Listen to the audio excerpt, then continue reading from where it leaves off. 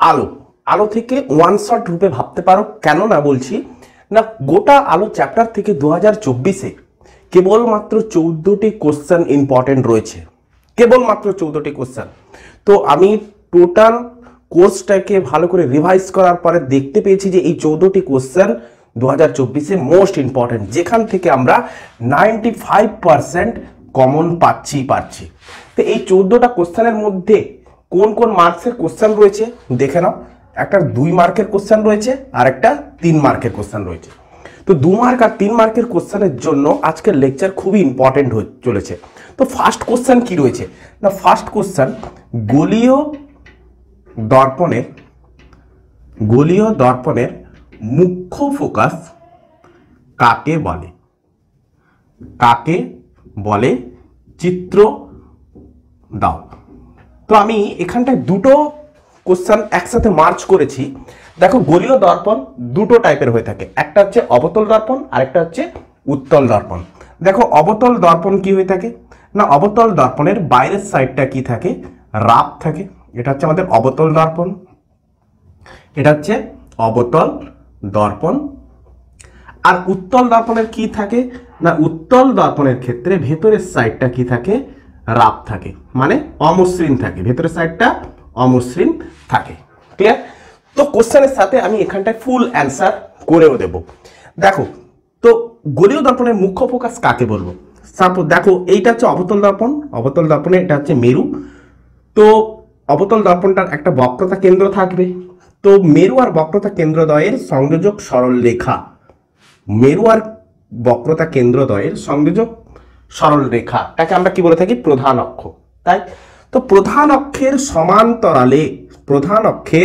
সমান্তরালে যদি আমরা রশ্মি ফেলি, এগুলো সব কেমন রশ্মি না, উপাক্ষীয় রশ্মি। তো কেমন রশ্মি ফেলছি, ফার্স্ট পয়েন্ট নোট করবে যে সমান্তরালে ফেলবো, প্রধান ফার্স্ট পয়েন্ট। এই পয়েন্টগুলোকে, এইগুলো হচ্ছে আমাদের কিওয়ার্ড।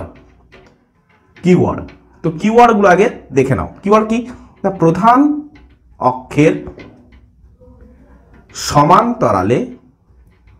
সমান্তরালে উপাক্ষীয় রশ্মি ফেলতে হবে। উপাক্ষীয় মানে প্রধান অক্ষের খুব কাছাকাছি রশ্মিগুলো যেন হয়ে থাকে, যেহেতু দর্পণটা উন্মেষ খুবই ক্ষুদ্র। তো যদি আমি ফেলি তাহলে আমরা দেখব যে প্রতিফলিত রশ্মিদ্বয়, তাহলে দর্পণ থেকে প্রধান অক্ষের সমান্তরাল রশ্মিগুলো এসে পড়েছে। তো দর্পণ থেকে কি হয়েছে, প্রতিফলিত হয়ে প্রধান অক্ষের উপর একটা বিন্দুতে কি হয়েছে, মিলিত হয়েছে। তাহলে যে বিন্দুটাতে মিলিত হবে সেই বিন্দুটাকে আমরা কি বলবো, ফোকাস। তাহলে সেকেন্ড কিওয়ার্ড আমরা কি লিখবো না, প্রতিফলিত রশ্মিদ্বয় বা গুলি বা গুচ্ছ যেভাবে বলো, প্রতিফলিত রশ্মিদ্বয় প্রধান অক্ষের উপর একটি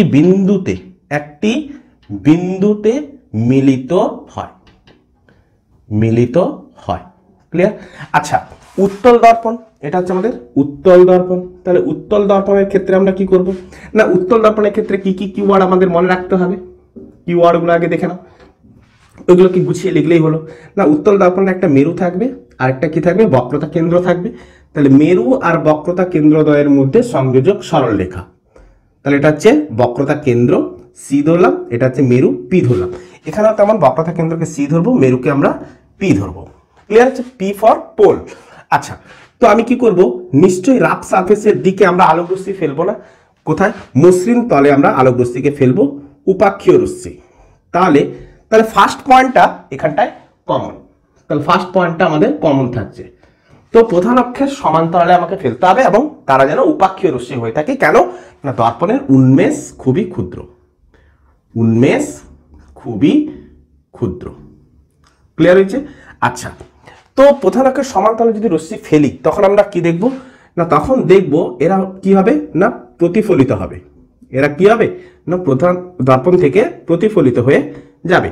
তো প্রতিফলিত হলে কি হবে, যদি আমার এখানে চোখ থাকে তো ওই চোখ কি মনে করবে আলোক রশ্মিদ্বয় কোনো একটা বিন্দু থেকে আসছে। আলোক রশ্মিদ্বয় প্রধান অক্ষের উপর অবস্থিত কোনো একটা বিন্দু থেকে আসছে। এই বিন্দুটাকে আমরা বলবো কি, এই বিন্দুটাকে আমরা বলবো মুখ্য ফোকাস।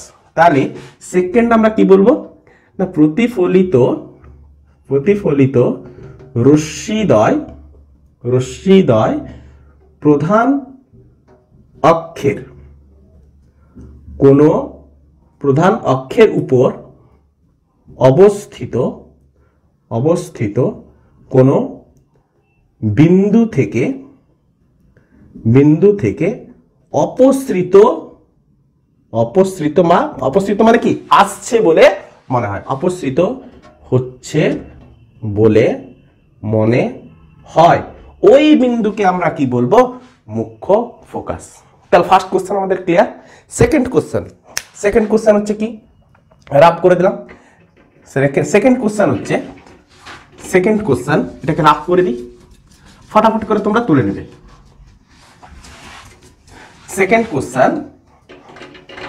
সেকেন্ড কোশ্চেনটা দেখে নাও।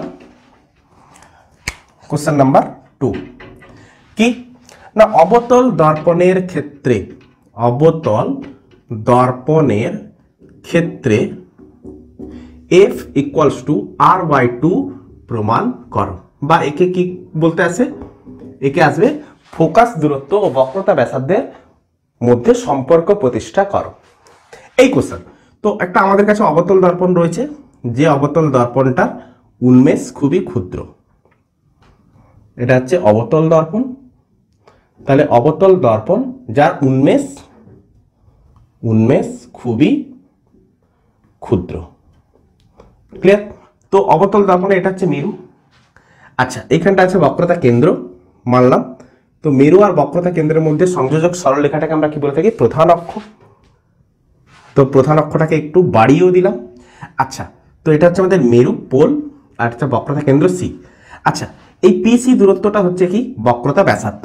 তাহলে পিসি দূরত্বটা হচ্ছে আমাদের বক্রতা ব্যাসার্ধ, যেটা হচ্ছে স্মল আর। আচ্ছা, তো এবারে প্রধান অক্ষের সমান্তরালে একটা উপাক্ষীয় রশ্মি এসে পড়েছে। এটা কেমন ধরনের রশ্মি? এটা উপাক্ষীয় রশ্মি। তো উপাক্ষীয় রশ্মি এসে পড়লে এই বিন্দুতে আপতন বিন্দু সৃষ্টি হবে। তো আপতন বিন্দু থেকে অঙ্কিত লম্ব সর্বদা কোন দিক দিয়ে পাস করবে? বক্রতা কেন্দ্র দিয়ে। এটা হচ্ছে আমাদের কি?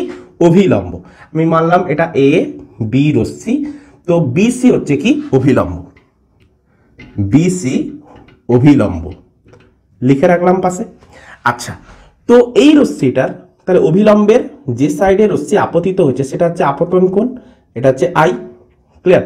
তো প্রতিফলন কোণ কি হবে? না প্রতিফলন কোণ এটা হচ্ছে আমাদের প্রতিফলন কোণ, যেটা হচ্ছে আর। তো একটা জিনিস ভালোভাবে মনে রাখো যে প্রতিফলনের সূত্র থেকে আমরা কি জানি? আপতন কোণ আর প্রতিফলন কোণ কি হয়ে থাকে? সমান হয়ে থাকে। তাহলে আমরা লিখতে পারি যে প্রতিফলনের সূত্রানুসারে কি বলতে পারি? যে I ইকুয়ালস টু আর, তাই না? তো আমরা এখানে যে কোণটা পেয়েছি সেই কোণটা হচ্ছে কি না একটা এ বি সি কোণ, আরেকটা হচ্ছে কি সি বি। আচ্ছা, এই যে প্রধান অক্ষের সমান্তরাল রশ্মি যে বিন্দুতে ছেদ করে সেই বিন্দুটাকে তো আমরা ফোকাস বলে থাকি, তাই না? আর এফটা হচ্ছে কি? ফোকাস বিন্দু। তাহলে আমাকে দেখাতে হবে কি না পিএফ, এটাকে আমরা কি বলে থাকি? পিএফ। এই দূরত্বটাকে আমরা বলে থাকি ফোকাস দূরত্ব, যাকে এফ দ্বারা প্রকাশ করে থাকি। আচ্ছা, তো সিবিএফ কোণ, তো সিবিএফ কোণ আপতন কোণ সমান প্রতিফলন কোণ, ক্লিয়ার হলো? আচ্ছা, এবারে আমি কি করলাম না এই ত্রিভুজটাকে আমি নিলাম। কোন ত্রিভুজটা? না ত্রিভুজ সিবিএফ ত্রিভুজ। তাহলে এটার সাথে এটা সমান, তাহলে এটা যদি থিটা হতো তাহলে এটাও থিটা, তাই বলছি তো I ইকুয়াল টু আর। আচ্ছা, তো এবারে দেখো আচ্ছা এবারে দেখো এ বি আর সিপি বা পিসি, এরা দুজন সমান্তরাল। এ বি সমান্তরাল, আমি কি লিখতে পারি? সিপি বা পিসি যে কোনো একটা লিখতে পারি। আচ্ছা, আরেকটা দেখো বিসি হচ্ছে কি? ভেদক, ও বিসি ভেদক, তাই তো? তাহলে ভেদক যদি হয় তাহলে এই কোণটা আর এই কোণটা এরা দুজন হচ্ছে কি? একান্তর কোণ। তাহলে বলতে পারি কি এ বি সি কোণ সমান বিসিএফ কোণ, এই কোণটা বিসিএফ কোণ, ক্লিয়ার হয়েছে? আচ্ছা, তো এরা দুজন হচ্ছে কি? সমান। তাহলে এটার সাথে এটা সমান হলো, এটার সাথে এটা সমান হলো। তাহলে এটা যদি থিটা হয়, এটা যদি থিটার সাথে এটা থিটা, এটা থিটা হলে এটাও থিটা হয়ে গেছে। এবারে এই ত্রিভুজটা ধরো, কোন ত্রিভুজটা? না ত্রিভুজ CBF ত্রিভুজ। CBF ত্রিভুজের ক্ষেত্রে লিখো। ক্ষেত্রে আমরা কি বলতে পারি যে এই দুটো কোণ তো সমান, তো এটাও থিটা তো এটাও থিটা।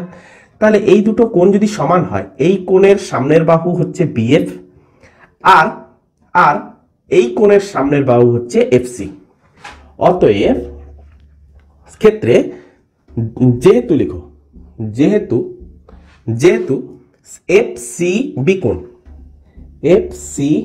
কোণ ইকুয়ালস টু CBF কোণ, CBF কোণ একে অপরের সাথে সমান, সেহেতু আমরা কি বলতে পারি, কেন সমান সমান কোণের সামনের বাহু কি হয়ে থাকে? সমান হয়ে থাকে। তাহলে আমরা কি বলতে পারি যে এই কোণের সামনের বাহু ছিল BF ইকুয়ালস টু এই কোণের সামনের বাহু হচ্ছে FC equals to FC। Clear হয়েছে? বোঝাতে পেরেছি? আচ্ছা, যেহেতু দর্পণের উন্মেষ খুবই ক্ষুদ্র, সেহেতু B ও P বিন্দু খুবই কাছাকাছি। তো যেহেতু দর্পণের উন্মেষ খুবই ক্ষুদ্র, সুতরাং B বিন্দু ও P বিন্দু খুব কাছাকাছি অবস্থিত। তাহলে এই দুটো বিন্দু যদি খুব কাছাকাছি অবস্থিত হয়, তাহলে আমরা BF ইজিক্যাল টু PF বলতে পারি। অতএব BF ইজিক্যাল টু PF। তাহলে আমরা কি কি পেলাম দেখো, দেখো BF ইকুয়ালস টু, আগে আমরা পেয়েছিলাম FC, অতএব দাও আবার BF ইকুয়ালস টু আমরা কি পেয়েছি? PF। BF equal to PF। তো আমরা PF দূরত্বটাকে তো আমরা F বলতাম, PF দূরত্বটাকে আমরা কি বলতাম? ফোকাস দূরত্ব F। মেরু থেকে ফোকাস বিন্দু পর্যন্ত দূরত্বটাকে আমরা ফোকাস দূরত্ব বলতাম। তাহলে PF ইকুয়াল টু কত? না F। তাহলে PF ইকুয়াল টু যদি F হয়, তাহলে FC ইকুয়াল টু কত? F। BF ইকুয়াল টু কত? না F। ক্লিয়ার আছে? অতএব দেখো PC ইকুয়ালস টু কি? না R। PC ইকুয়ালস টু কি? R। তো PC কে আমি দুটো পার্টে ভাগ করতে পারি, PF প্লাস FC। PC কে আমি কি বলতে পারি? PF প্লাস FC বলতে পারি। এবারে লক্ষ্য করো, দেখো PF মানে হচ্ছে F, আবার FC মানেও F। তাহলে PF এর জায়গায় F বসাও, FC এর জায়গায় F বসাও, তাহলে কত পেলাম? না 2F। তাহলে 2F ইকুয়ালস টু R। তার মানে F ইকুয়ালস টু কত? না F ইকুয়ালস টু R/2 বলতে পারে, R ইকুয়াল টু 2F বলতে পারে, বা F ইকুয়াল টু R/2 প্রমাণ বলতে পারে। তো যেভাবে খুশি বা তাদের মধ্যে সম্পর্ক তৈরি করতে পারে। তাহলে এই দুটো কোশ্চেন প্রথমে আমরা করলাম। এবার আমরা তৃতীয় কোশ্চেন দেখব। তো আগে পট করে একবার স্ক্রিনশট নিয়ে নাও। তো এবারে আমরা তৃতীয় কোশ্চেনটা দেখব।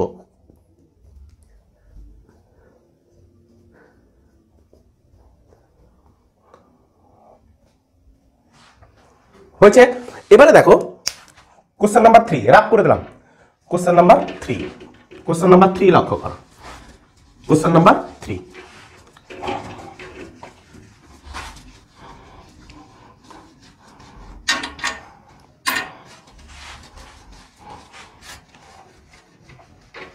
কোশ্চেন নাম্বার 3 যেটা ইম্পর্টেন্ট কোশ্চেন, কোশ্চেন নাম্বার 3 কি না, সমান্তরাল কাঁচ ফলকের ক্ষেত্রে আলোক রশ্মির পার্শ্বসরণ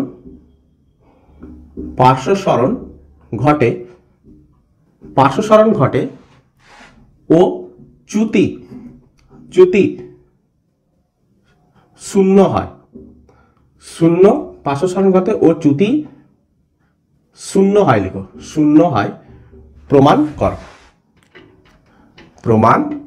করো। তো এই কোশ্চেনটা একটা ইম্পর্টেন্ট কোশ্চেন। তো আমাদের কাছে একটা সমান্তরাল কাঁচের ফলক রয়েছে, এই একটা সমান্তরাল কাঁচ ফলক। তাহলে এই সমান্তরাল কাঁচ ফলকের উপর আমি আলোক রশ্মি এনে ফেলেছি, তাহলে এটা আপতন বিন্দু। তো আপতন বিন্দু থেকে আমি কি করব? একটা অভিলম্ব বানিয়ে দেব, আমি বানিয়ে দিলাম। তাহলে এবারে দেখো এটা হচ্ছে আমাদের লঘু মাধ্যম, কেন এটা বায়ু আর এটা হচ্ছে কি গ্লাস। তাহলে এটা লঘু, এটাকে আমি নাম রাখলাম বায়ু মাধ্যম, যাকে আমরা এয়ার বলি। তো এয়ারের, আর এটা হচ্ছে কি গ্লাস বা কাঁচ মাধ্যম, বা আমরা বলতে পারি কাঁচ। ক্লিয়ার হয়েছে? আচ্ছা, এক্ষেত্রে আলোক রশ্মি লঘু থেকে ঘনতে প্রবেশ করেছে, তাহলে এটা হচ্ছে কি মাধ্যম? ঘন মাধ্যম। তাহলে লঘু থেকে ঘনতে প্রবেশ করলে আলোক রশ্মি কি হয়? অবিলম্বের দিকে ঝুঁকে আসে। কারণ কোনো আপত্তি? দেখো এটা হচ্ছে তার সোজা পথ। তাহলে কাঁচের ফলকটা যদি না থাকতো আলোক রশ্মিটা এইভাবেই বেরিয়ে যেত, তাই না? এই সোজা পথে বেরিয়ে যেত। কিন্তু কাঁচের ফলক থাকার জন্য সে অবিলম্বের দিকে ঝুঁকে আসছে। তাহলে এক্ষেত্রে আমরা কি বলতে পারি? আলোক রশ্মি এয়ার থেকে কোথায় গেছে? গ্লাসে। তাহলে এই কোণটা হচ্ছে আপতন কোণ আই, আর এই কোণটা হচ্ছে প্রতিসরণ কোণ, যাকে আমরা আর বললাম। এটাকে I1 নিলাম আর এটাকে R1 নিলাম। তাহলে সাইন I1 বাই কি বলতে পারি? Sign R1। আচ্ছা, এটাকে এইভাবে আমরা এক্সপ্রেস করবো mu g by mu a. যেটা সামনে থাকবে সেটা উপরে যাবে, নিচেরটা যেটা পেছনে থাকবে সেটা নিচে আসবে। কেন আসবে? এর ডেরিভেশন আছে বর্তমানে। এটা দেখো mu g by mu a is equal to sine I1 by sine R1। Clear? আচ্ছা, এই আলোক রশ্মি এখানে কি দাঁড়িয়ে থাকবে? অবশ্যই দাঁড়িয়ে থাকবে না। কি হবে? এই তলে এসে আপতিত হবে।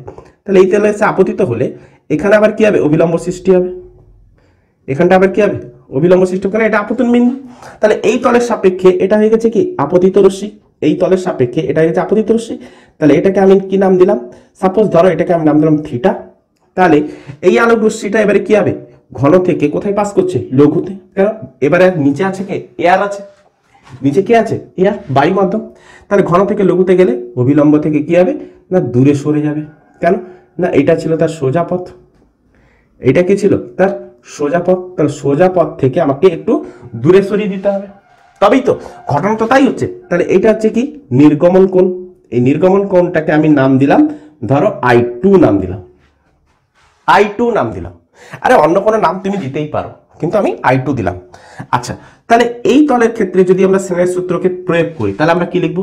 যে মিউ থেকে কোথায় যাচ্ছে? না গ্লাস থেকে এয়ারে যাচ্ছে, গ্লাস টু এয়ার, তাই না?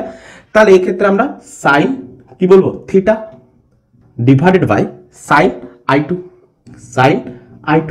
ক্লিয়ার? তাহলে একে আমরা কি বলতে পারি? Mu a by mu g is equal to sine theta by sine I2 বলতে পারি। সাইন কি বলতে পারি? I2। আচ্ছা, দেখো এই কোশ্চেনটা দেখো mu g by mu a আছে, এখানে কিন্তু mu a by mu g আছে। তাহলে একে আমি mu g by mu a যদি আমি করি, তাহলে রাইট সাইডও কি হবে? উল্টে যাবে, sign I2 by sine theta. তো এবারে করলাম কি? দেখো এই দুটো অভিলম্ব যেহেতু সমান্তরাল কাঁচের ফলক, সেহেতু এদের উপরে লম্বগুলো একে অপরের সাথে কি হবে? পরস্পর সমান্তরাল হবে। তার মানে অভিলম্ব দুটো কি হচ্ছে? পরস্পর সমান্তরাল। তাহলে আমরা কি লিখতে পারি?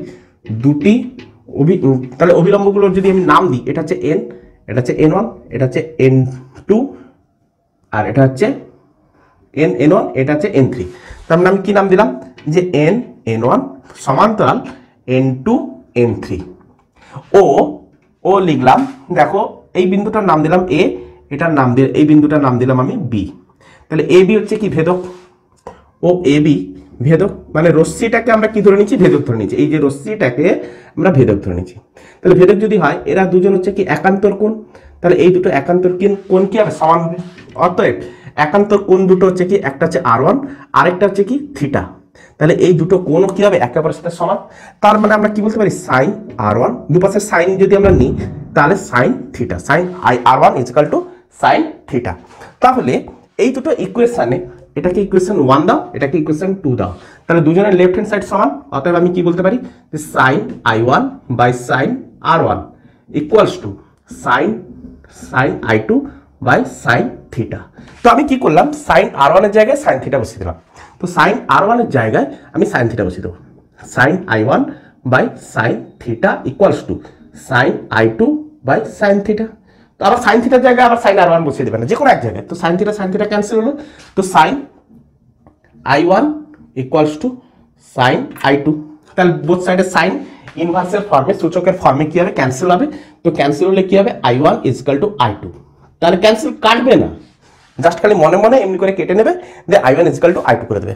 তার মানে এই কোণটা আর এই কোণটাও একে অপরের সাথে সমান।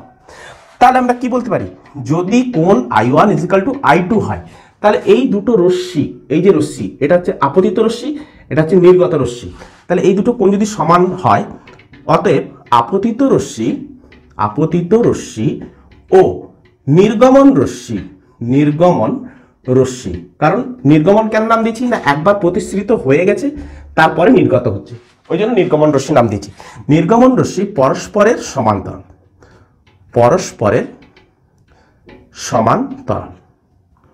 সমান্তরাল হচ্ছে সমান্তরাল, সুতরাং চ্যুতি = 0, তাহলে চ্যুতি কি হবে, 0। সমান্তরাল হলেই চ্যুতি কি হবে, সমান্তরাল যদি হয় তাহলে চ্যুতি কি হয়ে যাবে, 0 হয়ে যাবে। তো পার্শ্ব সরণ ঘটে কি ঘটে না, হ্যাঁ পার্শ্ব সরণ ঘটে।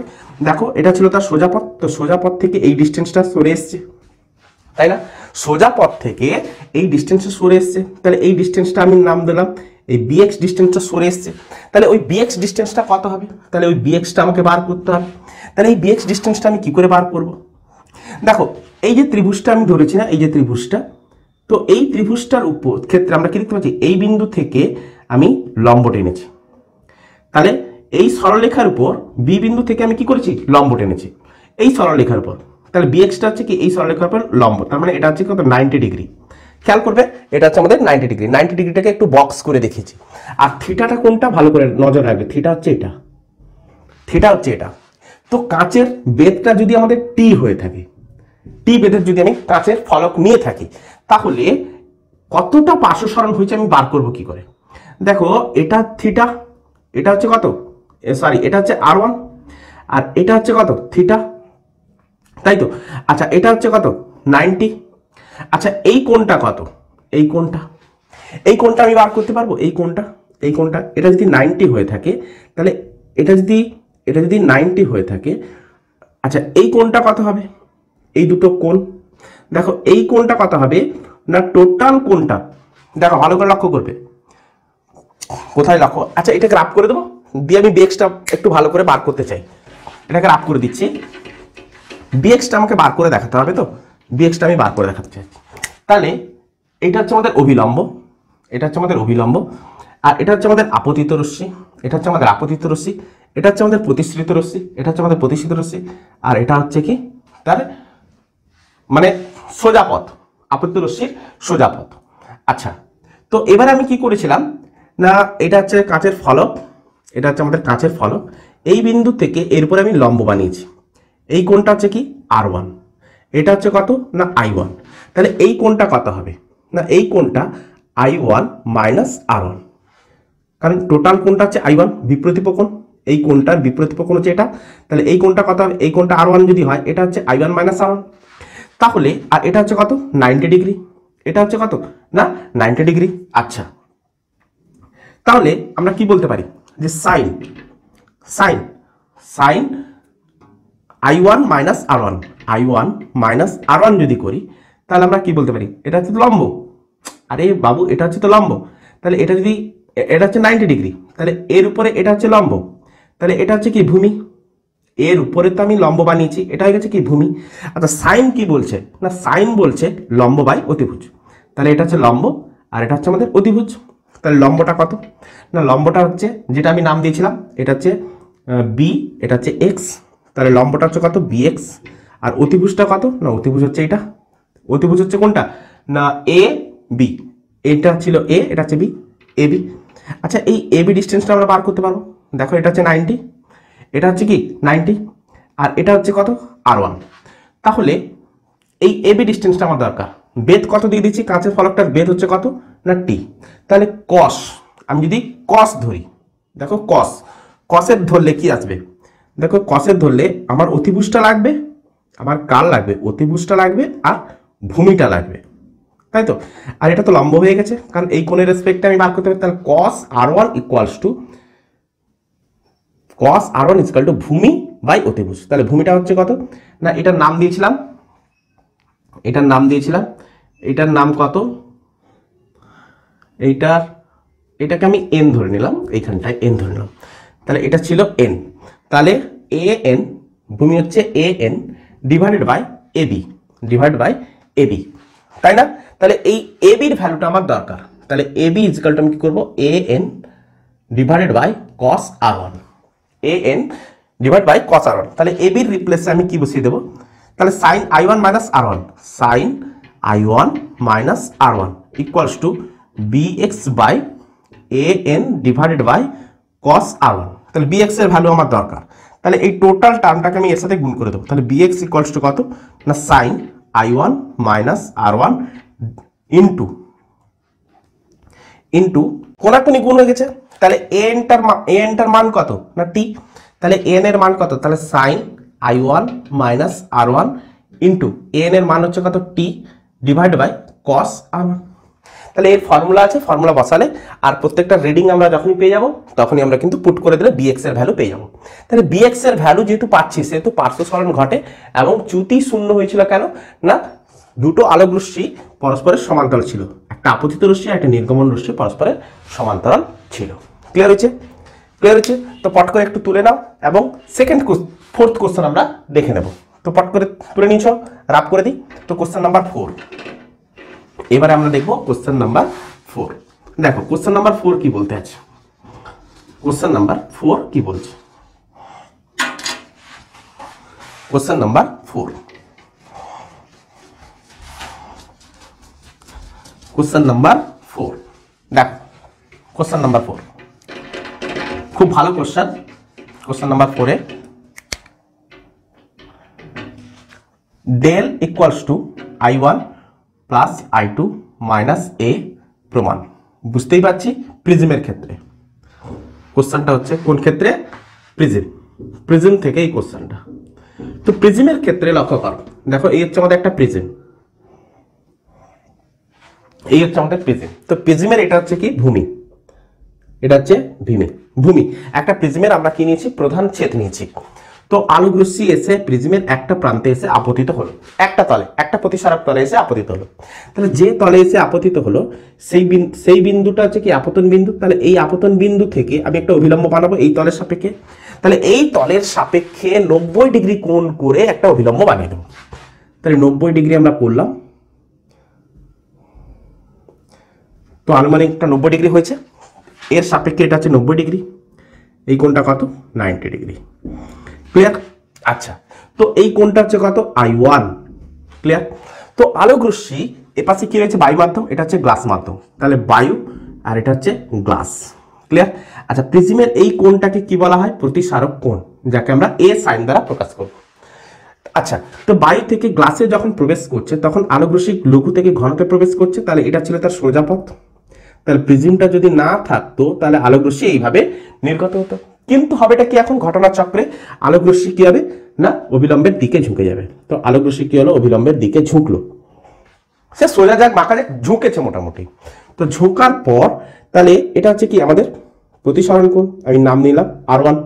তাহলে এই আলোক রশ্মিটা যখন এই তলের উপরে সে পড়বে তখন এখানে আবার আপতন বিন্দু সৃষ্টি হবে। তো আপতন বিন্দু সৃষ্টি হওয়ার পর আমরা আবার কি করব, একটা অভিলম্ব বানিয়ে নেব। অভিলম্ব কি হবে, এই তলের সাপেক্ষে লম্ব। ক্লিয়ার? এই তলের সাপেক্ষে লম্ব। আচ্ছা, তো এটা হচ্ছে কি 90 ডিগ্রি, খেয়াল রাখবে। ক্লিয়ার?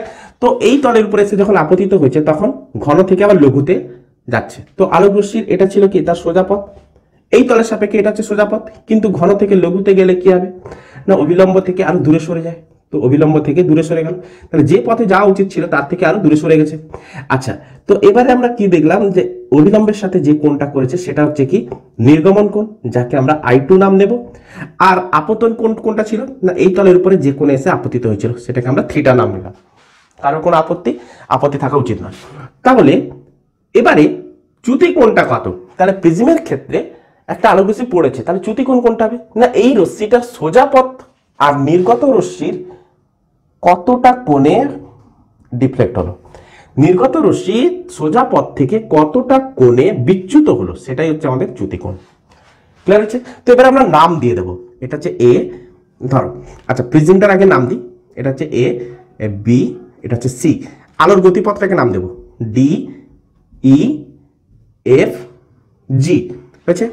অবিলম্বগুলোকে নাম দেবো এইচ, আচ্ছা এখানে একটা নাম নিলাম আই, এটাকে নাম দিলাম জে। ক্লিয়ার? আচ্ছা, এখানটায় নাম দিলাম কে, এটাকে নাম দিয়ে দিলাম এল। ক্লিয়ার? তো চ্যুতি কোণটা হচ্ছে কোনটা, যে এল কে এফ কোণ। তাহলে চ্যুতি কোণ যেটাকে আমরা ডেল সাইন দ্বারা প্রকাশ করব সেটা হচ্ছে এল কে এফ কোণ। তাহলে এল কে এফ কোণটা এই যে ত্রিভুজটা রয়েছে এই ত্রিভুজটার বহিঃকোণ। তাহলে এই দুটো হচ্ছে কি তার অন্তঃকোণ। তাহলে এই ডেলটা কি হবে, এই দুটো অন্তঃকোণের সমষ্টি হবে। তাহলে ডেলটা কি হবে, যে কে ই এফ কোণ, কে ই এফ কোণ প্লাস ই এফ কে কোণ, ই এফ কে কোণের সমষ্টি। আচ্ছা, এই কোণটা আমরা কি করে বার করব, যে এটা যদি I1 হয় তাহলে এই টোটালটা I1, কেন এই কোণের এটা হচ্ছে বিপ্রতীপ কোণ। তাহলে এই কোণটা তো আমরা জানি R1, এই কোণটা তো আমরা জানি R1। তাহলে টোটালটা থেকে এই কোণটা যদি বাদ দিয়ে দিই তাহলে এটা পড়ে থাকে। তাহলে এটা হচ্ছে I1 মাইনাস R1। তাহলে কে ই এফ কোণটা কত হচ্ছে I1 মাইনাস R1। এবারে ই এফ কে কোণ, তাহলে এই কোণটা আমাকে বার করতে হবে। কি করে বার করব, না এই কোণটা হচ্ছে I2, তাহলে এই টোটালটা হচ্ছে I2 আর এটা হচ্ছে থিটা। তাহলে এই কোণটা কত হবে, না I2 মাইনাস থিটা। তাহলে এই কোণটা কত, না I2 মাইনাস থিটা। তাহলে দুটো কোণকে আমরা কি করলাম, যোগ করলাম। তাহলে I1 plus I2 minus R1 minus theta. তাহলে একে আমরা লিখতে পারি I1 plus I2 minus R1 plus theta লিখতে পারি। হলো? এবারে এই যে কোণটা যে চলে এসছে এই কোণটাকে আমাকে ভ্যানিশ করতে হবে। কেন না I1 আর I2 আপতন কোণ, নির্গমন কোণ। তাহলে এই দুটো কোণ তো ইন্টারনাল। তাহলে এই দুটো কোণকে আমাকে কি করতে হবে, ভ্যানিশ করব। তো ভ্যানিশ করার জন্য কি করব, এই ট্রাপিজিয়ামটা নেব, এ ই আই এফ। তাহলে কোনটা নেব, না ট্রাপিজিয়াম, সরি ট্রাপিজিয়াম কি নেব, এ ই আই এফ। এই ট্রাপিজিয়ামের চারটা কোণের সমষ্টি কত হয়ে থাকে 360। তো চারটা কোণকে অ্যাজ ইট ইজ তুমি লিখে নাও। এটা হচ্ছে কি এ কোণ, ফার্স্ট এই কোণ থেকে আমি শুরু করেছি, এ ই আই কোণ, তারপরে হচ্ছে এ ই আই কোণ প্লাস ই আই এফ কোণ, ই আই এফ কোণ, তারপরে আই এফ এ কোণ, আই এফ এ কোণ। আচ্ছা, এবার আমি মান বসাচ্ছি। দেখো 360 আমি এই পাশে রাখলাম, এ কোণের মান যে অ্যাজ ইট ইজ বসিয়ে রাখলাম। এ ই আই কোণ, এই কোণটা কত হবে 90, কেন এটা 90 হলে এটাও 90, এ পাশেও 90, এ পাশেও 90। তাহলে এই কোণটা হচ্ছে কত 90 প্লাস ই আই এফ কোণ আমি জানি না, রেখে দিলাম ই আই এফ কোণ প্লাস আই এফ এ কোণ, আই এফ এ কোণ, এ কোণটাও 90, কেন না এটা যদি 90 হয় এটাও 90, এটাও 90, এটাও 90, তাহলে এটাও 90। তাহলে 90 90 180 পাশে গেলে 180 হয়ে যাবে। তাহলে এ কোণ প্লাস ই আই এফ কোণ। এবারে করলামটা কি, যে এই আননোন ভ্যালুটাকে আমাকে বার করতে হবে। এই আননোন ভ্যালুটাকে বার করব কি করে, না বার করার জন্য এই ত্রিভুজটা আমি ধরবো, ই আই এফ ত্রিভুজ।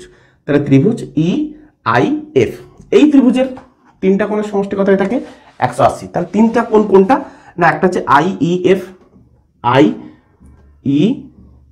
প্লাস ই এফ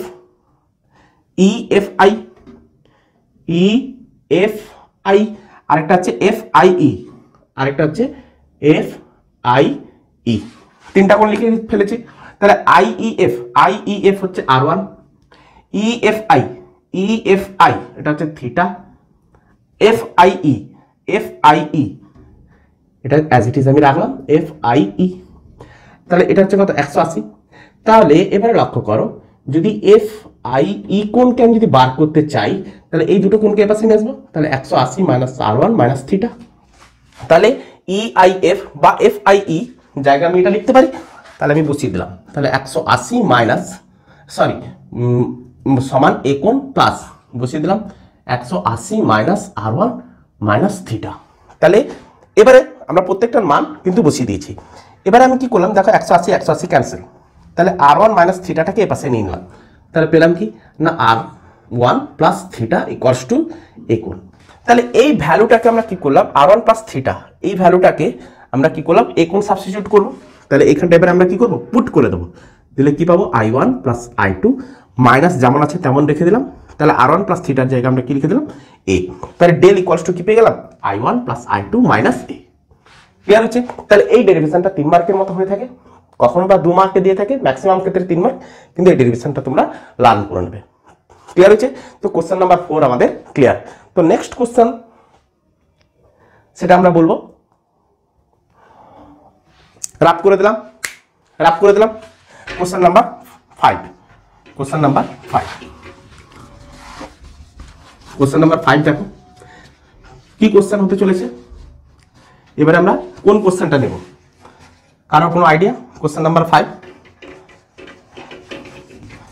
কারো কোনো আইডিয়া নেই? আচ্ছা, কোশ্চেন নাম্বার 5 দেখো, উত্তল লেন্সের মুখ্য ফোকাস কাকে বলে? দেখো উত্তল লেন্স, দেখো লেন্স দু প্রকারের হয়ে থাকে, তার মধ্যে আমরা একটাই নিচ্ছি, উত্তল লেন্স।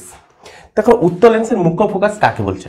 দেখো লেন্সের এটা হচ্ছে কি আলোক কেন্দ্র, আর এই দুটো কি হয়ে থাকে, তাদের মেরু হয়ে থাকে, আর এ পাশে একটা বক্রতা কেন্দ্র, এ পাশে একটা বক্রতা কেন্দ্র।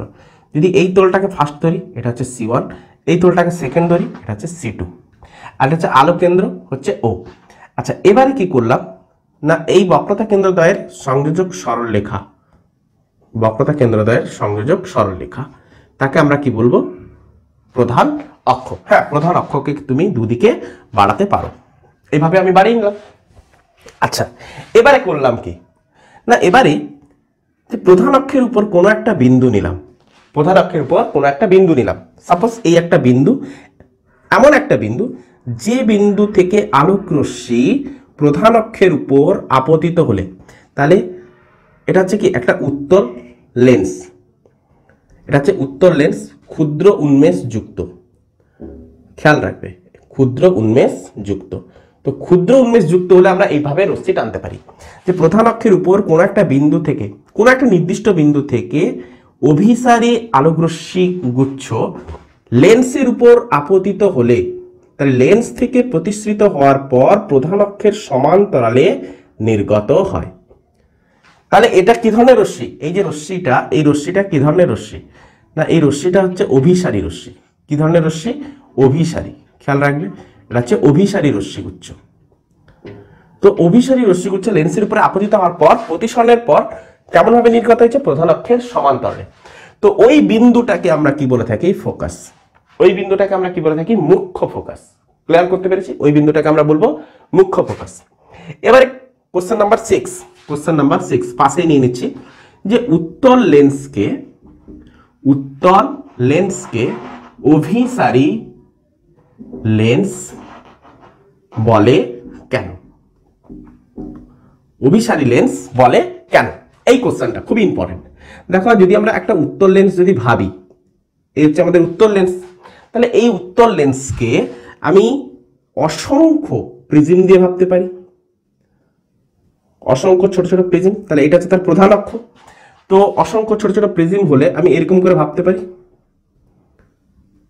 ছোট ছোট প্রিজম, এগুলো হচ্ছে ছোট ছোট প্রিজম।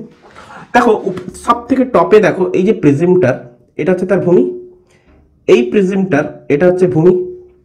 তো আলোক রশ্মি প্রিজমের ক্ষেত্রে কি হয়ে থাকে? দেখো, আলোক রশ্মি প্রিজমের উপরে যদি পড়ে, এই আলোক রশ্মি যদি এই প্রিজমটার উপরে যদি এসে পড়ে, তাহলে কি দেখবো? ওই আলোক রশ্মি প্রতিসৃত হওয়ার পর আমরা কি দেখতে পাই না, প্রতিসৃত হওয়ার পর ভূমির দিকে বেঁকে যায়। কার ভূমি না, এই যে ছোট ছোট প্রিজম রয়েছে, এই প্রিজমের ভূমির দিকে কি হয়? বেঁকে যায়। এই যে ছোট ছোট প্রিজম রয়েছে, এই প্রিজমের ভূমির দিকে বেঁকে যায়। এবারে এই ভেতরের যে প্রিজমটা রয়েছে, এই প্রিজমটার ক্ষেত্রে ভূমি হচ্ছে কোনটা? এটা। তাহলে এই প্রিজমটার উপরে যদি আলোক রশ্মি এসে পড়ে, তাহলে এই আলোক রশ্মিটা কি হবে? তার ভূমির দিকে কি হবে? বেঁকে যাবে। এর ক্ষেত্রে এই ভূমি, এই প্রিজমটার ভূমি হচ্ছে কি? এটা। তাহলে প্রধান অক্ষের উপরের দিকে অবস্থিত প্রিজমগুলির ভূমি প্রধান অক্ষের দিকে, আর প্রধান অক্ষের নিচের দিকে অবস্থিত প্রিজমগুলোর ভূমি তাও প্রধান অক্ষের দিকে, তাই না? তার মানে এর ভূমিগুলো উপরের দিকে, এদের ভূমিগুলো নিচের দিকে, তাই না? আচ্ছা, তো আলোক রশ্মিগুলো আপতিত হওয়ার পরে আমি কি দেখব না, আপতিত হওয়ার পর ওই আলোক রশ্মি, এটা হচ্ছে ভূমি, তাহলে প্রধান ওই ভূমির দিকে কি হলো? বেঁকে গেল। তাহলে বেঁকে যাওয়ার পর এই প্রতিসৃত রশ্মিদ্বয় একটা বিন্দুতে মিলিত হয়। আর বিন্দুতে মিলিত হোক বা না হোক, আমার সেটা কোনো যায় না আসে না। তো টেন্ডেন্সি কি, যে উত্তল লেন্সের টেন্ডেন্সি কি, যে ওই রশ্মিদ্বয়কে কি করছে? ওই রশ্মিগুলোকে, সমান্তরাল রশ্মিগুলোকে একটা বিন্দুতে কি করছে? মিলিত করাচ্ছে, একটা বিন্দুর দিকে ঝুঁকে যাচ্ছে, তাই না? তো একটা বিন্দুতে মিলিত করে, তাহলে যে রশ্মিগুচ্ছ, তাহলে এই যে রশ্মিগুচ্ছগুলো, তাহলে এই রশ্মিগুলো আমরা কি দেখতে পাচ্ছি? এই রশ্মি গুচ্ছ একটি বিন্দুতে মিলিত হয়। তাহলে রশ্মিগুচ্ছ যদি একটা বিন্দুতে মিলিত হয়, ওইরূপ রশ্মিগুচ্ছকে আমরা কি বলে থাকি? অভিসারী রশ্মিগুচ্ছ। মিলিত হয়, ওই রশ্মিগুচ্ছকে অভিসারী রশ্মিগুচ্ছ বলে। অভিসারী রশ্মিগুচ্ছ বলে। তাহলে অভিসারী রশ্মিগুচ্ছে পরিণত করলো কে? না উত্তর লেন্স। তাহলে উত্তর লেন্সকে এই কারণে অভিসারী লেন্সও বলা হয়ে থাকে। ক্লিয়ার করতে পারলাম? উত্তর লেন্সকে এই কারণে অভিসারী লেন্স বলা হয়ে থাকে। ক্লিয়ার? তো সেকেন্ড কোশ্চেন নাম্বার 6 এ গেছে। Question number 7। কোশ্চেন নাম্বার 7 লক্ষ্য কর। কোশ্চেন নাম্বার 7 কি বলছে? বলছে উত্তল লেন্স ও অবতল লেন্স, দু প্রকারের লেন্স প্রধানত। উত্তল লেন্স ও অবতল লেন্সকে স্পর্শ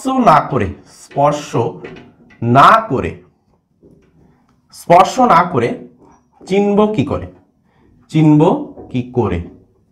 তো ফার্স্ট যদি আমরা বলি যে উত্তল লেন্সের ক্ষেত্রে দুই প্রান্ত কি হয়ে থাকে? ছুঁচল হয়ে থাকে, মধ্যিখান কি হয়ে থাকে? স্ফীত হয়ে থাকে। আর অবতলের ক্ষেত্রে কি দেখি? না অবতলের ক্ষেত্রে দুই প্রান্ত কি হয়ে থাকে? স্ফীত হয়ে থাকে, মধ্যিখানটা কি হয়ে থাকে? চ্যাপ্টা হয়ে থাকে, তাই না? তাহলে এইভাবে আমরা কি করতে পারি? যে স্পর্শ না করে আমরা চিনতে পারি। সেকেন্ড আরেকটা পদ্ধতি আছে যে উত্তল লেন্সের ক্ষেত্রে কি হয়ে থাকে? না উত্তল লেন্সের ক্ষেত্রে যদি সমান্তরাল আলোক রশ্মি যদি আমরা ফেলি, উপাক্ষীয় রশ্মি যদি ফেলি, তাহলে ওই রশ্মিগুচ্ছ একটা বিন্দুতে কি হয়? মিলিত হয়। প্রতিষ্ঠিত হওয়ার পর একটা বিন্দুতে মিলিত হয়। আচ্ছা, অবতল লেন্সের ক্ষেত্রে কি হয়? না অবতল লেন্সের ক্ষেত্রে যদি আমরা সমান্তরাল রশ্মিগুচ্ছ যদি ফেলি, এটা হচ্ছে তার প্রধান লক্ষ্য। তো সমান্তরাল রশ্মিগুচ্ছ যদি আমরা ফেলি, সবই উন্মেষ ক্ষুদ্র, আর উপাক্ষীয় রশ্মি আমরা ফেলছি, খেয়াল করবে। তো উপাক্ষীয় রশ্মি যদি আমরা ফেলি, তাহলে আমরা কি দেখব? যে ওই প্রতিসরণের পর রশ্মিদ্বয় কি হয়? একে অপরের দূরে সরে যেতে থাকে। কেমন হয়েছে? না দূরে সরে গেছে। তো দূরে সরে গেলে এখানে যদি আমাদের চোখ থাকে, তখন কি মনে হয়? যে প্রধান অক্ষের উপর কোনো একটা বিন্দু থেকে আসছে বলে মনে হয়। তাহলে এক্ষেত্রে কোনো একটা নির্দিষ্ট একটা বিন্দুতে মিলিত হচ্ছিল, এক্ষেত্রে কোনো একটা বিন্দু থেকে আসছে বলে মনে হচ্ছে। তাহলে এর জন্য আমাকে কি করতে হবে? একটা সমান্তরাল রশ্মিগুচ্ছ ওই দুটো লেন্সের উপরে ফেলতে হবে। ফেলে আমাকে তাদের কার্যকারিতা দেখতে হবে। যে মিলিত যদি হয় তাহলে সেটা উত্তল, যদি অপসৃত বলে মনে হয় সেটা হচ্ছে অবতল। ক্লিয়ার হয়েছে? তো কোশ্চেন নাম্বার 7 গেল। তো কোশ্চেন নাম্বার 8 কি বলছে? যে উত্তল লেন্স বিবর্ধক কাঁচ রূপে কিভাবে ব্যবহার করা যায়? আচ্ছা, কোশ্চেনটা একটু সাজিয়ে লিখি। কোশ্চেন নাম্বার 8, উত্তল লেন্সকে বিবর্ধক কাঁচ মানে বড় করে দেখব এবং সোজা সোজা দেখব। বিবর্ধক কাঁচ রূপে ব্যবহারের কার্যনীতি লেখো। তাহলে বিবর্ধক কাঁচ রূপে মানে কি? না, এক বড় দেখব, দুই সমশীর্ষ দেখব। উল্টো দেখলে তো চলবে না, তাকে আমরা বড় করে জাস্ট দেখতে চাই, সমশীর্ষ দেখতে চাই। তাহলে বড় এবং সমশীর্ষ কখন সম্ভব উত্তল লেন্সের ক্ষেত্রে? না, উত্তল লেন্সের ক্ষেত্রে বড় আর সমশীর্ষ তখনই সম্ভব যে এই একটা উত্তল লেন্স, এটা হচ্ছে তার প্রধান অক্ষ, এটা হচ্ছে তার কি আলোক কেন্দ্র, এখানটায় কি থাকবে? ফোকাস থাকবে, এখানটায় দ্বিগুণ ফোকাস দূরত্ব থাকবে, এটা এফ নিলাম, এটা দ্বিগুণ ফোকাস দূরত্ব, এ পাশে আমি নিলাম কি এফ, এ পাশে আমি কিনলাম 2f, তাই না? তো বস্তুকে আমাকে কোথায় রাখলে আমি বিবর্ধক কাঁচ মানে বড় সমশীর্ষ প্রতিবিম্ব দেখতে পাই? যখন আমি ফোকাসের মধ্যে, আলোক কেন্দ্র ফোকাসের মধ্যে, এটা হচ্ছে আলোক কেন্দ্র ফোকাসের মধ্যে ওই বস্তুকে আমি অবস্থান করাবো। তো এর আমরা স্কেচ আমরা করিয়েছি, আমার লেকচারে অলরেডি রয়েছে, দেখে নিতে পারো, নাহলে এখানটায় রিমাইন্ড করে নাও। তো এই হচ্ছে আমাদের বস্তু। তাহলে বস্তু থেকে আমাকে কমপক্ষে 3টে রশ্মি নিতে হবে, দুটো নয় 3টে। তাহলে 3টে কি কি রশ্মি নেব? না, একটা রশ্মি হচ্ছে প্রধান অক্ষের সমান্তরালে, যে রশ্মিটা লেন্সের উপরে আপতিত হবে, ক্লিয়ার? আরেকটা রশ্মি হচ্ছে আলোক কেন্দ্র দিয়ে, ক্লিয়ার? আরেকটা হচ্ছে, তাহলে এটা হচ্ছে বস্তু এ, এটা হচ্ছে বি। আরেকটা রশ্মি হচ্ছে বি বিন্দু থেকে, ক্লিয়ার? তাহলে তিনটা রশ্মি নিলাম। তাহলে প্রধান অক্ষের সমান্তরাল রশ্মি কোন পাশ দিয়ে নির্গত হবে? না ফোকাস দিয়ে। প্রধান অক্ষের সমান্তরাল রশ্মি কোন পাশ দিয়ে নির্গত হবে? ফোকাস দিয়ে, ক্লিয়ার? আচ্ছা, আলোক কেন্দ্রগামী রশ্মি আনডেভিয়েটেড, কোনো গতিপথের কোনো পরিবর্তনই ঘটবে না, একদম সোজা সোজা কি হবে? বেরিয়ে যাবে। আচ্ছা, আর বি বিন্দু থেকে যে রশ্মি আসছে ওই রশ্মিটা আমরা কি দেখতে পারি? আলোক কেন্দ্রগামী। কি দেখছি? আলোক কেন্দ্রগামী। তাহলে এই রশ্মিটাও সোজা সোজা কি হবে? নির্গত হবে। তাহলে বিশেষ করে লক্ষ্য করো, এই যে দুটো রশ্মি, এই রশ্মিটা আর এই রশ্মিটা, এই দুটো রশ্মি কখনো একে অপরের সাথে মিলিত হবে কি? মিলিত হবে না। তাহলে এদেরকে যদি আমি মিলিত করতে চাই, তাহলে আমাকে একটা ভাবতে হবে, একে পেছনের দিকে বাড়াতে হবে, তবে কি যদি মিলিত হয়। তাহলে পেছনের দিকে যদি আমি বাড়াই, তাহলে আমরা কি দেখব? না একটা বিন্দুতে গিয়ে মিলিত হচ্ছে। সাপোজ এরকম কোন একটা বিন্দুতে গিয়ে মিলিত হলো। তাহলে এই বিন্দুটার ক্ষেত্রে এই বিন্দুটা হচ্ছে কি? এটা ছিল এ বিন্দু। তাহলে এই বিন্দুটা থেকে আমরা দুটো রশ্মি নিয়েছিলাম। তাহলে যে ইমেজটা আমরা এখানটা পাবো, যে প্রতিবিম্বটা পাবো, সেটা এ বিন্দুর প্রতিবিম্ব, এটা হচ্ছে এ প্রাইম। সিমিলারলি বি থেকে যে রশ্মিটা এসছে সেটাও তো সামনের দিকে নির্গত হয়েছে, তাকে আমরা পেছনের দিকে বাড়িয়ে নিলাম। তাকে সেই রশ্মিটা আমি পেছনের দিকে কি করলাম? বাড়িয়ে নিলাম। এবারে এ প্রাইম থেকে প্রধান অক্ষের উপর কি করলাম? না একটা লম্ব বানিয়ে নিলাম। কেন? বস্তুটা তো লম্ব আকারে ছিল, আমিও লম্ব বানালাম। তাহলে এই বিন্দুটা হলো কি? না বি প্রাইম বিন্দু। ক্লিয়ার হচ্ছে? এই বিন্দুটা হলো কি? না বি প্রাইম। তাহলে এ বি এটা ছিল কি? বস্তু। আর এ প্রাইম বি প্রাইম এটা কি হলো? প্রতিবিম্ব। তাহলে প্রতিবিম্ব, তাহলে আমরা কি দেখতে পেলাম? না বস্তুর তুলনায় বড় দেখতে পেলাম। আচ্ছা, এ প্রান্তটা প্রধান অক্ষের যে প্রান্তে ছিল, এ প্রাইমটাও প্রধান অক্ষের সেই একই পাশে অবস্থান করছে। এটা প্রধান অক্ষের যে পাশে, এ প্রাইমটাও প্রধান অক্ষের সেই একই পাশে, তার মানে সমশীর্ষ তৈরি করছে, বড় তৈরি করছে, তবেই তো বিবর্ধক দেখবো। তাহলে বিবর্ধক কাঁচ রূপে আমরা কখন অ্যাপ্লাই করতে পারবো? যখন আলোক কেন্দ্র আর ফোকাসের মধ্যে বস্তুকে রাখবো এবং তার স্কেচ করে দেবো। ক্লিয়ার হচ্ছে? তো বিবর্ধক কাঁচ রূপে আমরা প্রয়োগ করতে পারলাম। তো কোশ্চেন নাম্বার 9 আরেকটা কোশ্চেন এসে থাকে যে উত্তল লেন্সের ক্ষেত্রে, ইম্পর্টেন্ট 2024-এর জন্য ইম্পর্টেন্ট কোশ্চেন, উত্তল লেন্সের ক্ষেত্রে সৎ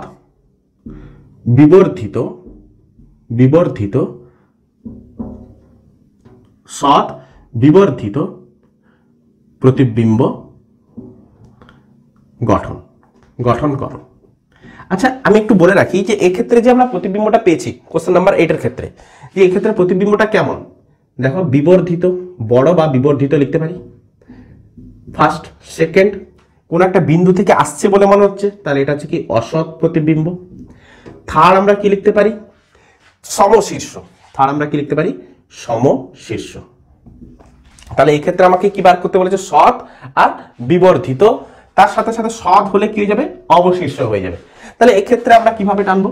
দেখো, এই ছিল আমাদের একটা উত্তল লেন্স। তাহলে উত্তল লেন্সের এই হচ্ছে আমাদের প্রধান অক্ষ। তাহলে এটা হচ্ছে কি? আলোক কেন্দ্র। এটা হচ্ছে ফোকাস এফ, এটা হচ্ছে দ্বিগুণ ফোকাস দূরত্ব 2f।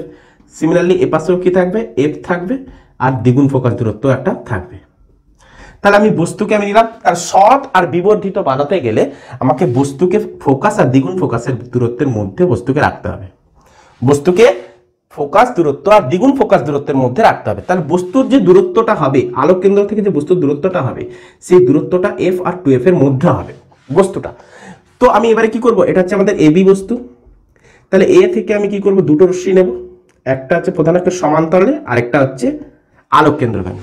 একটা হচ্ছে প্রধান অক্ষের সমান্তরালে, আরেকটা হচ্ছে আলোক কেন্দ্রগামী। তাহলে এই দুটো রশ্মি কি হবে? সমান্তরাল রশ্মি ফোকাস দিয়ে যাবে, নির্গত হয়েছে। আর আলোক কেন্দ্রগামী রশ্মি কি হলো? না আনডেভিয়েটেড পথে নির্গত হবে। আলোক কেন্দ্রগামী রশ্মির কোনো গতিপথে পরিবর্তন হয় না। ক্লিয়ার হচ্ছে? তাহলে দুটো রশ্মি কি দেখলাম? অনেকটা দূরে গিয়ে মিলিত হলো। আচ্ছা, বি থেকে নির্গত রশ্মিটা কি দেখো? বি থেকে যে নির্গত রশ্মি, সে সোজা সোজা আলোক কেন্দ্রগামী, সেও সোজা সোজা কি হবে? নির্গত হবে। তো এ বিন্দু থেকে যে দুটো রশ্মি নির্গত হয়েছিল, সেই দুটো রশ্মি যে বিন্দুতে মিলিত হয়েছে সেটা হচ্ছে এ প্রাইম। তাহলে এ প্রাইম থেকে প্রধান অক্ষের উপরে আমি একটা কি করবো? লম্ব বানিয়ে দেবো। তাহলে যে বিন্দুতে ছেদ করেছে সেটা হচ্ছে বি প্রাইম। ক্লিয়ার হচ্ছে? তো বস্তু মাথা কোনটা হবে? যেটা অ্যারো দিয়েছি। তাহলে এ প্রধান অক্ষের যে পাশে অবস্থান করছে, এ প্রাইম প্রধান অক্ষের উল্টো সাইডে অবস্থান করছে, তার মানে এটা হচ্ছে কি? অবশীর্ষ। এটা হচ্ছে অবশিষ্য। ক্লিয়ার করতে পেরেছি? আচ্ছা, আরেকটা জিনিস লক্ষ্য করো, বস্তুর তুলনায় আকারে কি হয়েছে, বড় হয়েছে। দেখো এর মাথা এ প্রাইমটা যেদিকে আছে সেদিকে আমি অ্যারো দিয়েছি, এর অ্যারো যেদিকে, এ প্রাইমের অ্যারো সেই দিকে হবে। তাহলে এখানটা আমরা কি দেখতে পাচ্ছি, বিবর্ধিত দেখতে পাচ্ছি। কি দেখতে পাচ্ছি, বিবর্ধিত প্রতিবিম্ব গঠন করেছে। আর কি গঠন করেছে না, এ বিন্দু থেকে আলোকরশ্মি গুচ্ছ একটা বিন্দুতে মিলিত হয়েছে। তাহলে মিলিত হলে কি হয়, সব। এখানটা কি হয়েছিল, মিলিত হয়েছিল কি না, আমাকে পেছনের দিকে বর্ধিত করতে হয়েছিল, যে এ প্রাইম থেকে যেন মনে হচ্ছে আলোকরশ্মি অপসৃত হচ্ছে, সেই জন্য আমি বলেছিলাম অসৎ। তাহলে এটা হচ্ছে ভার্চুয়াল ইমেজ আর এটা হচ্ছে রিয়েল ইমেজ। ক্লিয়ার হচ্ছে? আচ্ছা, তো আমাদের কোশ্চেন নাম্বার 9 কমপ্লিট হলো।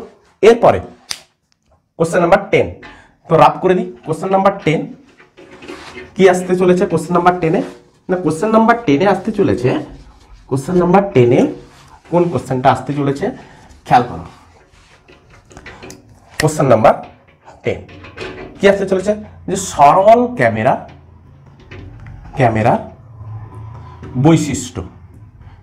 বৈশিষ্ট্য লেখো।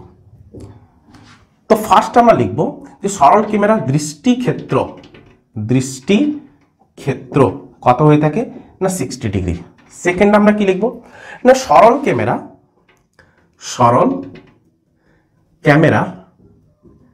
ক্যামেরার অভ্যন্তরে কালো রং করা থাকে। ক্লিয়ার? 3 নম্বর পয়েন্ট আমরা কি লিখব না, সরল ক্যামেরা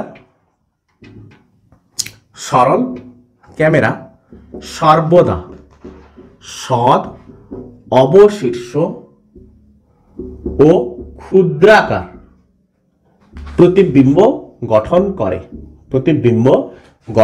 করে। এই সোজা লিখে দিলাম, গঠন করে। তাহলে এই 3টা পয়েন্ট হলেই এনাফ, 2 মার্কের তো আসবে। ক্লিয়ার? তো কোশ্চেন নাম্বার 11, এবার আমরা কি করব, আলোর বিচ্ছুরণ কাকে বলে? আলোর বিচ্ছুরণ কি, এর প্রাকৃতিক উদাহরণ দাও।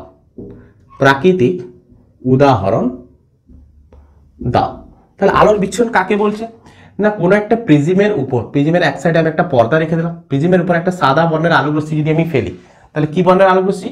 সাদা। তো সাদা বর্ণের আলোক রশ্মি যদি আমি ফেলি, তাহলে এই আলোক রশ্মি কি হয় না, প্রতিসৃত হওয়ার পর পর্দার উপরে 7টা আলাদা আলাদা বর্ণের পটি গঠন করে। তাহলে কোনো একটি বর্ণ প্রতিসারক মাধ্যমের মধ্য দিয়ে প্রতিসৃত হওয়ার সময় প্রতিসরণের পর আলাদা আলাদা ভিন্ন বর্ণের পটি গঠন করে।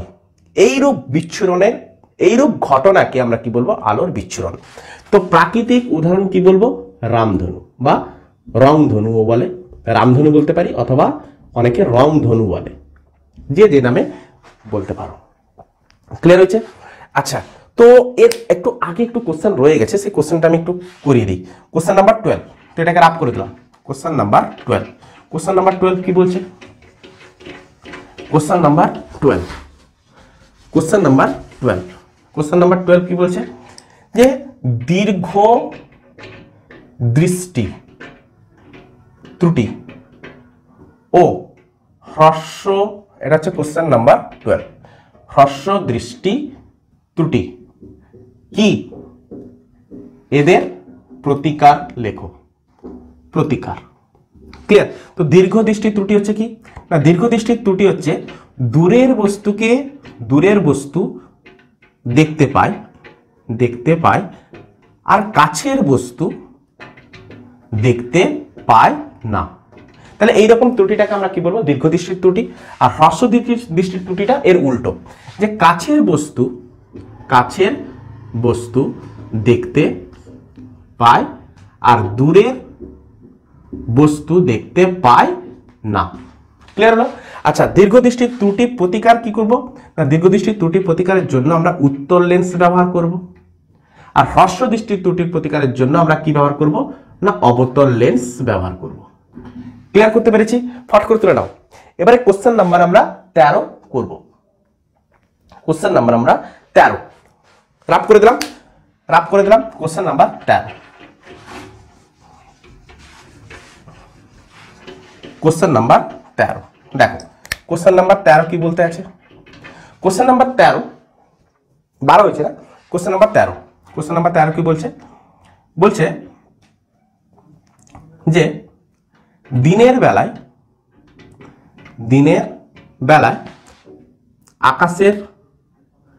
আকাশের রং নীল দেখায় কেন। এর সিমিলার কোশ্চেন একটা আমি এখানে লিখে রাখছি। সিমিলার কোশ্চেন কি, সিমিলার কোশ্চেন যে সিগনালে লাল রং ব্যবহার করা হয় কেন। দেখো দিনের বেলায় আমরা আকাশের রং নীল দেখি কেন। দেখো ভিবজিওর মনে আছে, ভিবজিওর ভি একদম সবশেষে আর। তো ভায়োলেটের ক্ষেত্রে আমরা কি দেখতে পাই না, ভায়োলেটের ক্ষেত্রে তরঙ্গ দৈর্ঘ্য যেটা হচ্ছে ল্যামডা সব থেকে কম। তাহলে যার তরঙ্গ দৈর্ঘ্য কম তার ভেলোসিটি কি হবে, সব থেকে কম। আচ্ছা রেডের ক্ষেত্রে ল্যামডা সব থেকে বেশি। তাহলে ভিবজিওর থেকে রেডের দিকে যতই আমরা যেতে থাকবো ততই আমরা মানে তরঙ্গ দৈর্ঘ্য যেটাকে ল্যামডা দ্বারা প্রকাশ করব ততই বাড়তে থাকবে, সব থেকে বেশি। আচ্ছা ভেলোসিটি কি হবে, সব থেকে বেশি।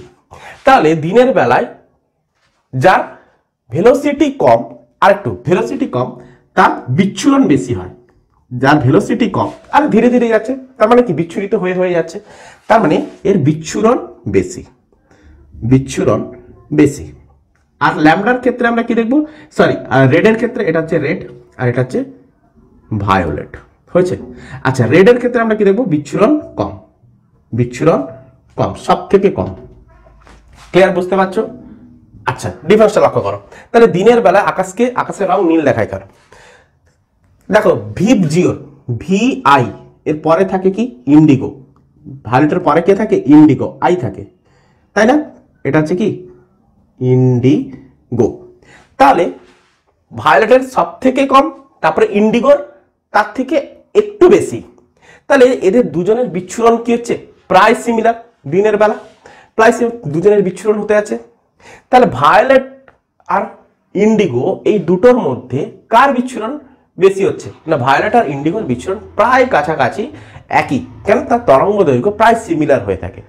তো দিনের বেলায় যখন বিচ্ছুরণ হয় আকাশে যে পটি গঠন করে তার মধ্যে সব থেকে বেশি বর্ণের পটি কত থাকে, যদি আমি পার্সেন্টেজ লক্ষ্য করতে পারি তাহলে ভায়োলেট যদি 49.9%, 49.6% যদি হয়, ইন্ডিগো কত হচ্ছে 49.4%। তাহলে প্রায় কাছাকাছি। লক্ষ্য করতে থাকো যে গোটা আকাশ জুড়ে এরা দুজনই বিস্তার লাভ করে আছে।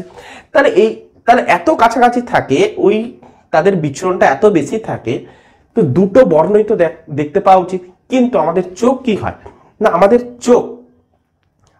চোখ নীল বর্ণের আলোটাকে, আকাশী নীল যেটা ইন্ডিগো, তো আকাশী নীলটাকে দেখতে খুবই পছন্দ করে, যে কারণের জন্য আকাশের রংকে আমরা কি দেখতে পাই না, নীল দেখতে পাই। সেকেন্ড কোশ্চেন, দিনের সিগনালে লাল রং ব্যবহার করা হয় কেন না, সিগনালে আমাকে কি করতে হবে, দ্রুত আলো আমার চোখে এসে পৌঁছাতে হবে।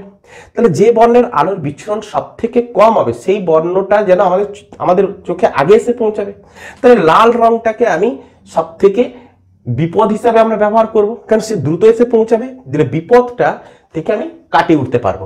কারণ না লাল বর্ণের তরঙ্গ দৈর্ঘ্য বেশি, তো বেগ বেশি, বিচ্ছুরণ কম হয়ে থাকে, এই কারণে সিগনালে লাল রং আমরা ব্যবহার করে থাকবো। তো লাস্ট কোশ্চেন আজকের, তো কোশ্চেন নাম্বার 14 আমি নিয়ে নিলাম, লাস্ট কোশ্চেন আমাদের। তো কোশ্চেন নাম্বার 14 আমি কি বলবো, যে অতি বেগুনি রশ্মির